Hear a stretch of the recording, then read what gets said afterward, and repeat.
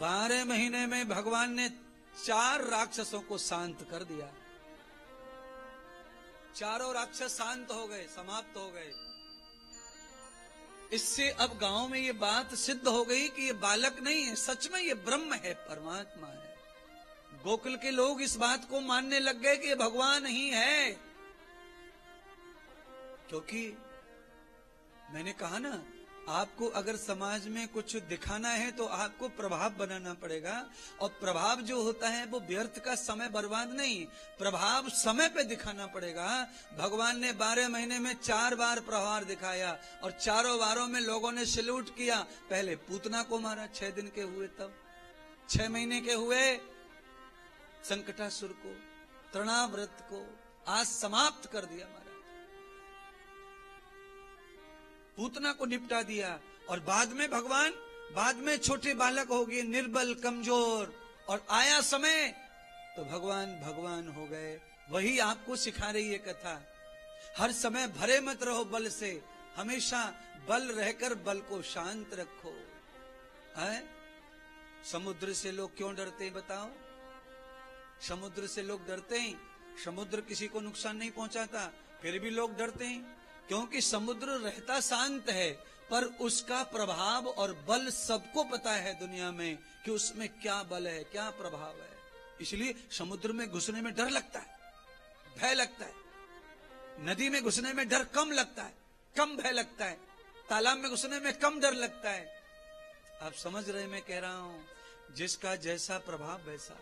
क्योंकि नदी तो अपना प्रभाव दिखाती ही रहती है, दिखाती ही रहती है, और ज्यादा प्रभाव होता नहीं नदी में, बारिश के बल पे कूदती रहती है। आप समझ लो कथा को। बारिश के बल पर नदी कूदती है, दिखावा करती है और नुकसान भी करती है। ऐसे ही कुछ लोग जो रहते हैं, वो कुछ लोग जो रहते हैं, वो कुछ लोगों के भरोसे दिखावा और बौजगिरी करते हैं। कैसे? किसी के नेता के साथ संपर्क है, किसी का किसी माफिया के साथ संपर्क है, किसी का किसी पुलिस अफसर के साथ संपर्क है। तो ये ऐसे लोग होते हैं ना, ये मरे मराए भी लोगों को डराते रहते, तकलीफ देते रहते। ये ध्यान कर लेना, किसी के बल पर अगर भौंक रहे हो तो दांत तुम्हारे उखड़ेंगे, टूटेंगे, मुंह के बल गिरोगे। अपने बल पर ही जरूरत पड़ने पर हमें अपना ही बल प्रस्तुत करना है। दूसरे के बल पर अगर हम खेल खेलते हैं तो वो नहीं चलेगा। पर हाँ, इस संसार में 2 बल ऐसे हैं जिन बल के ऊपर आदमी प्रबल होता है, और वो है गुरु गोविंद और माता पिता। आप सब लोग बताना, पूना में जितने बच्चे पढ़ रहे हैं उनको मजे कौन दे रहा है? माता पिता। वो यहाँ आइसक्रीम खा रहे हैं पूना में, रोज आइसक्रीम खाता है स्टूडेंट, रोज चाट खाता है, रोज मिसल पाव खाता है, उसल पाव खाता है, बड़ा पाव खाता है, बर्गर भी खाता है, कोल्ड ड्रिंक भी पीता है। दूध दही भी पीने वाले होंगे तो वो दूध दही पीते हैं। और यहाँ क्या होता है?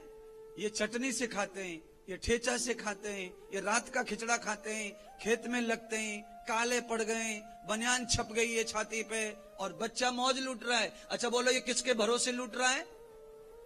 हाँ, माता पिता के।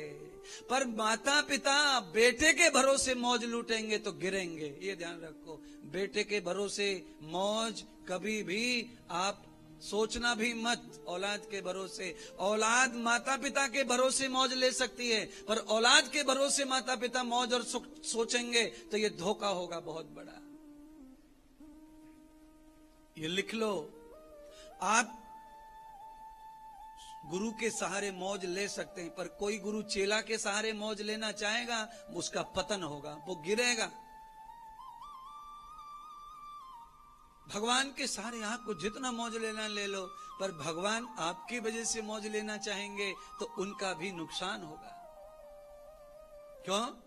आप जिनके सहारे हैं वो गुरु गोविंद और माता पिता हैं। इसीलिए इनका सहारा, इनका बल हमेशा ही काम आता है। आप कहीं भी यूज कर लो, इनका बल काम आएगा, इनका विश्वास काम आएगा, इनका संग भी काम आएगा, इनका साथ काम आता है।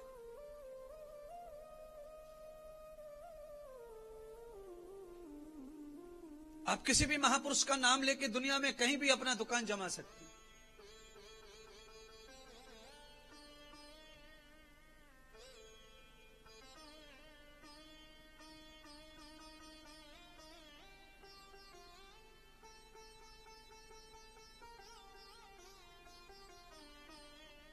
भगवान चलना सीख गए, बैठना सीख गए, बोलना सीख गए। और जब चलना बोलना सीख गए तो क्रीड़ा खेलना, कूदना, ये सब भगवान की स्वाभाविक आदत जो बच्चों में होती हैं वो आदत है। अब आप सोचिए, ये जो बालक है कृष्ण, इसने तृणावृत को बादलों में जाके मारा, तो ये कैसे बादलों में कैसे गया होगा? 12 महीने का बालक, पर वो 12 महीने का जब नहीं रहा, फिर वो ईश्वर बन गया, ब्रह्म। सर्वत्र ब्रह्म, तो सर्वत्र है ब्रह्म, पाताल से आकाश तक सर्वत्र ब्रह्म ब्रह्म ब्रह्म ही ब्रह्म है। तो वो सर्वत्र है, तो उसको कुछ बनने में देर नहीं है, वो तो खाली अपने आप का प्रयोग करता है। प्रयोग करते से ही तत्काल उसमें से आविष्कार होता है, क्षण क्षण क्षण क्षण। आपको बादलों में जाना पड़े तो आपको तो टाइम लगेगा ना। आपको यहां से वहां जाना पड़ेगा, शिरडी जाना पड़ेगा, औरंगाबाद जाना पड़ेगा, बंबई जाना पड़ेगा, प्लेन पकड़ना पड़ेगा। आओ भी शास्त्री जी।